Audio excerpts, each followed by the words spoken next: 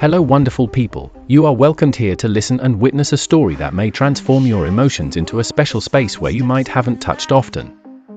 I believe this story may softly strike you to find a better you. Our story title is Snakes and Diamonds, and here we go.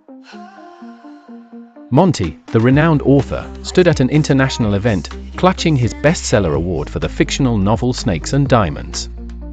As he gazed at the cover page, he giggled reading the word fiction. Alone under the full moon in a solitary park, he read aloud fiction once more and drifted back to a vivid childhood memory. In the early 90s, young Monti visited his father's new posting in Boriyaad, a remote town. His parents lived in quarters on a hillside, near a huge sacred fig tree. The lush backdrop and nearby river created a serene setting for his summer vacation.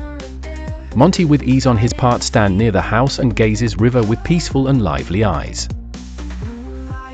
One moonless night, Monti lay by the window, lulled by the river's gentle stream, when a sudden flash of light woke him abruptly. Wide-eyed, Monti saw a large black cobra with a sparkling diamond in its mouth crossing the garden. The intense light made the night appear like noon despite the absence of moonlight. Amazed, Monti watched the cobra slither across the backyard before disappearing into the riverside, leaving him in awe as the night returned to darkness. When Monti recounted the night's event to his mother, she laughed dismissively, attributing it to his love for fantasy stories. Determined to discover the truth, Monti investigated the spot with a magnifying glass, surprisingly finding round snake footprints that validated his experience. Following the trail, Monti traced the footprints toward huts by the river. Near the riverbank, he encountered an old man dining on rice and milk. Introducing himself as the newcomer's son, Monti expressed his concern about the cobra sighting. The old man chuckled, reassuring Monti that they lived harmoniously amid such mysteries. Monti thanked him, leaving with lingering thoughts. Days later, Monti, driven by intrigue, revisited the old man's hut. As he approached, he witnessed the man transform into a cobra with a diamond in its mouth and vanish into the river, leaving Monti shocked and trembling. Monti kept watching the eloped cobra with stunned face for a while. Monti, after realizing the moment, he ran with lightning speed towards his home on Hilltop and slept in the lap of her mother for the night. The following morning, Monti met the old man by the fig tree, waiting for Monti to meet him. Watching and gazing Monti house while standing under the huge fig tree nearby.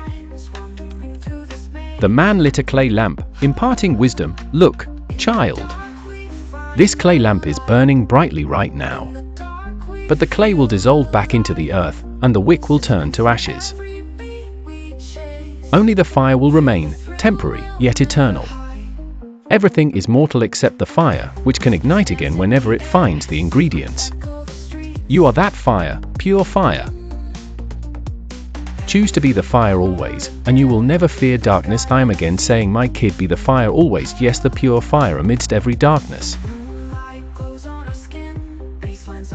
Monti watched as the man vanished into the wind, leaving him with a secret. Years passed, and Monti transformed his enchanting tale into fiction, earning a bestseller award. He wrote his chilling experience into a captivating and enticing novel named Snakes and Diamonds.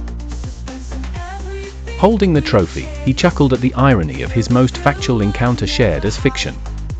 Monti stood alone under the night sky with a thoughtful emotion of how he shared his real experience as a fiction, and people appreciated it considering fiction than a fact. So folks, our story ends here. The metaphor of this very story is sometimes reality is as stranger as fiction could be. There may be many folk stories which we heard as pure fiction might be on the more realistic side than what we perceive. Thank you lovely people for your time. Be blessed folks.